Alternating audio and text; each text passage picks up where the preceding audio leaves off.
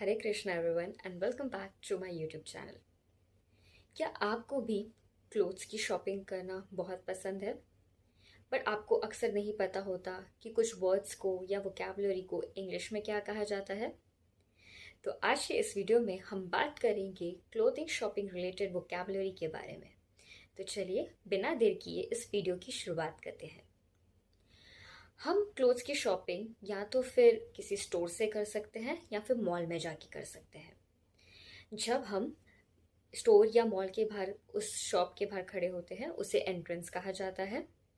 हम अक्सर हमारे राइट साइड में देखते हैं कोई सिक्योरिटी गार्ड खड़ा होता है जो हमें हमारे बिल्स चेक करता है या हमारे बैग्स को चेक करता है, तो उसे कहा जाता है सिक्योरिटी गार्ड। जब हम एंटर करते हैं तो वहाँ पर डिफरेंट काइंड ऑफ सेशंस होते हैं। सेशंस मतलब जहाँ हमें अगर हमें किसी फीमेल के लिए शॉपिंग करनी है तो फीमेल सेशन होगा, अगर हमें जेंट्स के लिए शॉपिंग करनी है तो जेंट्स सेशन होगा, और अगर हमें बच्चों के लिए शॉपिंग करनी है तो किड्स सेशन होगा। तो हमें किसके लिए शॉपिंग करनी है, based on that different sessions होते हैं जहाँ पर उनके लिए क्लोथ्स अवेलेबल होते हैं। अगर हम सिर्फ कपड़े देख रहे हैं बट हमने कुछ खरीदा नहीं है तो उसे कहा जाता है ब्राउजिंग।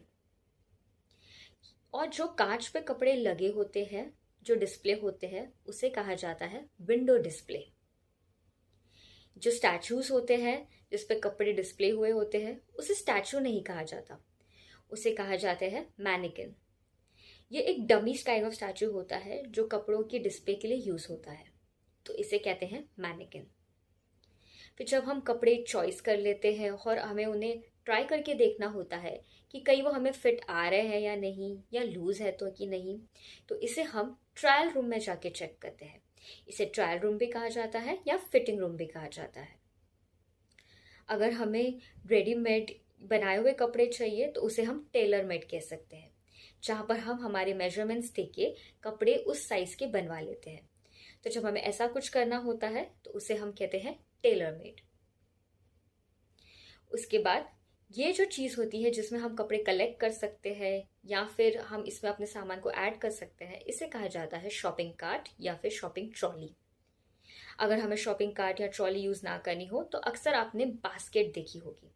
जी हाँ, इस चीज़ को बास्केट कहा जाता है और इसमें भी हम हमारे कपड़े या सामान को रख सकते हैं।